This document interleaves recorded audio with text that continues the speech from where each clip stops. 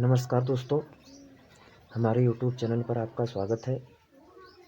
हम लोग अपने नियम को आगे बढ़ाते हैं। जैसा आपने समझा था, हम लोगों ने समझा था कि मार्शल का नियम घटती सीमांत उपयोगिता के नियम पर आधारित है। तो हम ये देखते हैं कि घटती सीमांत उपयोगिता का नियम क्या है।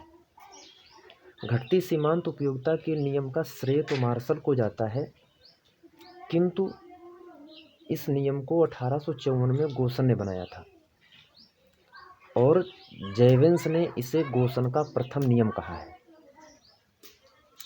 गोसन ने इसको इस प्रकार परिभाषित किया था कि जब हम किसी एक संतुष्टि का निर्विघ्न रूप से लगातार प्रयोग करते रहते हैं तो उस संतुष्टि की मात्रा तब तक निरंतर घटती जाती है जब तक कि पूर्ण संतुष्टि की प्राप्ति नहीं हो जाती।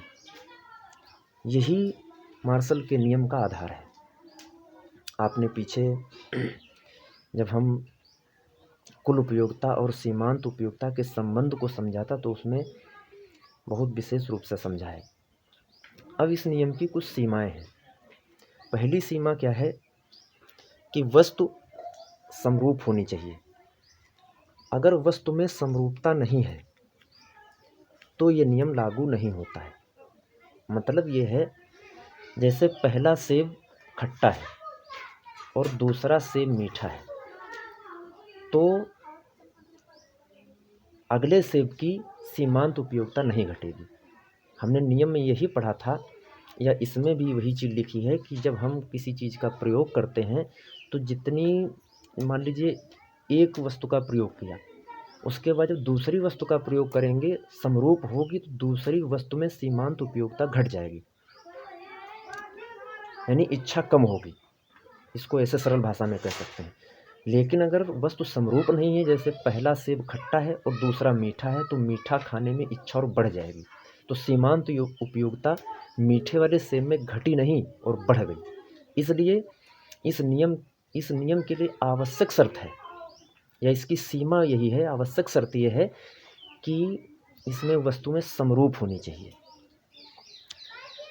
और दूसरी इसकी सीमा यह है कि जो भी उपभोक्ता है उसकी चाहे रुचि हो, आय हो, आदत हो, फैशन हो, उसमें परिवर्तन नहीं होना चाहिए।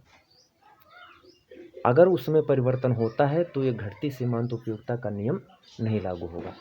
तीसरी सीमा इसकी यह है कि उसमें निरंतरता होनी चाहिए। जिस वस्तु का उपभोक्ता प्रयोग कर रहा है उसमें निरंतरता होनी चाहिए। मतलब यह है, जैसे एक व्यक्ति 4 रोटी खाना चाहता है, या 4 रोटी खाने की उसमें भूख है। अब जब वो सुबह 9 बजे उसको 1 रोटी दी गई, 4 रोटी की भूख है, उसको सुबह 9 बजे 1 रोटी दी गई, तो उसको जो संतुष्टि उस रोटी से मिली, उसके बाद में भूख तो 3 रोटी की बची है, लेकिन 3 उसको नहीं दी गई। अब 1 घंटे बाद दूसरी रोटी दी गई, तो दूसरी रोटी में सीमांत उपयोगिता बढ़ जाएगी। इसलिए जब लगातार चीज़ का प्रयोग होगा, वस्तु का प्रयोग होगा, तब घटती सीमांत उपयोगिता होगी। चौथी सीमा इसकी यह है कि वस्तु का उचित आकार होना चाहिए।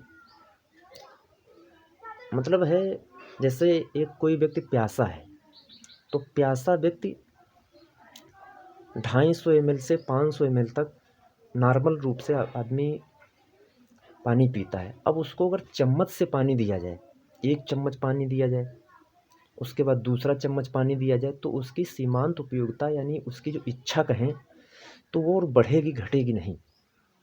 इसके बाद में कीमतें स्थिर होनी चाहिए। अगर कीमतों में परिवर्तन हो रहा है तो ये घटती सीमांत उपयोगिता का नियम नहीं लगेगा। अगली इसकी सीमा ये है कि वस्तु अविभाज्य नहीं हो, अर्थात विभाजित होने वाली हो।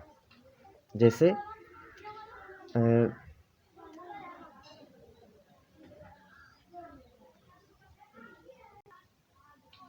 इसकी सीमा और ये है कि व्यक्ति आर्थिक एवं विचारशील होना चाहिए। यानी जो उपभोक्ता है, जो वस्तुओं का उपभोग कर रहा है, वो आर्थिक हो एवं विचारशील हो।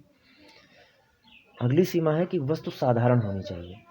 साधारण का मतलब ये है कि जो सामान्य वस्तुएं होती हैं वे होनी चाहिए। जैसे मुद्रा है, रुपया है, तो रुपया एक ऐसी चीज़ है कि जितना ज़्यादा रुपया मिलता है तो ऐसा नहीं है कि उसकी सीमांत उपयोगिता घट जाती है और उसकी इच्छा बढ़ती जाती है।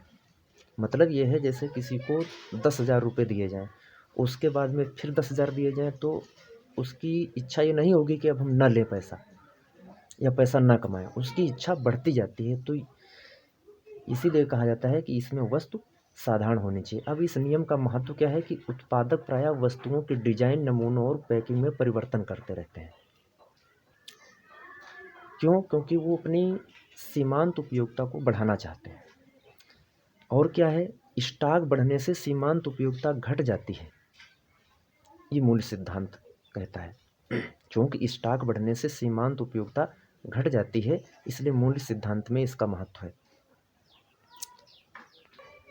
इससे स्मिथ के हीरा पानी विरोधाभास की भी व्याख्या की जा सकती है। हीरा पानी विरोधाभास एक स्मिथ ने दिया था, उसमें यह है, उन्होंने बताया है कि हीरा चूँकि उसकी सीमांत उपयोगिता, हीरा जो है वह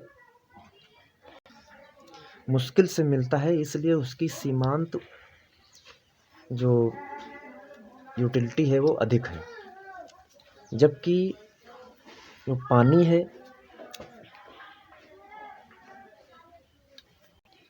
उसकी कुल उपयोगिता अधिक है, लेकिन अधिक मात्रा में मिलने के कारण उसकी सीमांत उपयोगिता कम है। इसलिए हीरा महंगा है और पानी सस्ता है। इसके बाद में कराधान में आरोही सिद्धांत, इसमें भी इसका महत्व है। समान धन वितरण संबंधी तर्क का भी ये आधार है। तो उम्मीद है आपको ये टॉपिक समझ में आया होगा। धन्यवाद।